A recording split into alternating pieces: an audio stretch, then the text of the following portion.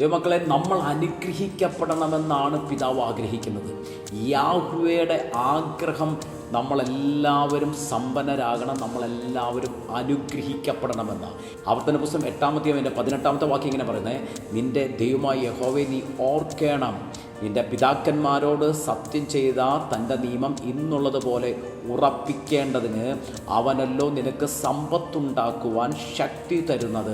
നോക്കിയ കുഞ്ഞുങ്ങളെ, ദൈവമായ യാഹ്വേ പിതാക്കന്മാരോട് ചെയ്ത നിയമം അത് ഇന്നുള്ളതുപോലെ ഉറപ്പിക്കേണ്ടതിന്, ആ നിയമം, ആ ഉടമ്പടി നമ്മുടെ മേലും പിതാവാം ദൈവം ഉറപ്പിക്കേണ്ടതിന് ആ യാഹ്വേ അത്രേ നമുക്ക് സമ്പത്തുണ്ടാക്കുവാനുള്ള ശക്തി നൽകുന്നത്. അതുകൊണ്ട് നമ്മൾ പിതാവാം ദൈവത്തെ, യാഹ്വേ ഓർക്കാൻ തുടങ്ങിയാൽ, ആശ്രയിക്കുവാൻ തുടങ്ങിയാൽ, ദൈവമക്കളെ, നമ്മുടെ ജീവിതത്തിനകത്ത് സമ്പത്തുണ്ടാക്കുവാനുള്ള ശക്തി, കഴിവ്, ആ സ്ട്രെങ്ത് പിതാവാം ദൈവമായ യാഹ്വേ നമുക്ക് റിലീസ് ചെയ്ത് തരുവാൻ തുടങ്ങും. അത് നമ്മുടെ മേൽ പകരുവാൻ തുടങ്ങും. ഇന്ന് എത്ര പേർ യാഹ്വേയിൽ ആശ്രയിക്കുന്നുവോ, നിങ്ങൾ തൊടുന്ന സകലത്തിലും നിങ്ങൾ അനുഗ്രഹിക്കപ്പെടും. നിങ്ങൾ തൊടുന്ന സകലത്തിലും നിങ്ങൾ സമ്പന്നരാകും.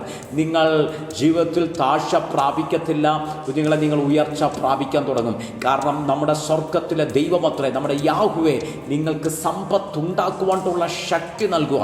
ഇന്ന് എത്ര പേർ അത് ചോദിച്ച് മേടിക്കാൻ റെഡിയാ? അപ്പാ എമേൻ, ആ വെൽത്ത് ലഭിക്കുവാൻ, ആ സമ്പത്തുണ്ടാക്കുവാനുള്ള ശക്തി, ആ സമ്പത്തുണ്ടാക്കുവാനുള്ള കഴിവ്, അതിന് വേണ്ടുന്ന ആ വഴി എനിക്ക് തരണമെന്ന് എത്ര പേർ ചോദിച്ചു മേടിക്കാൻ റെഡിയാ? പിതാവാം ദൈവം അത് നിങ്ങൾക്ക് തരാൻ റെഡിയാണ്. ഇന്നത്തെ പ്രൊഫറ്റിക്കൽ റിളത്തെ ഞങ്ങൾ തുറക്കുന്നു.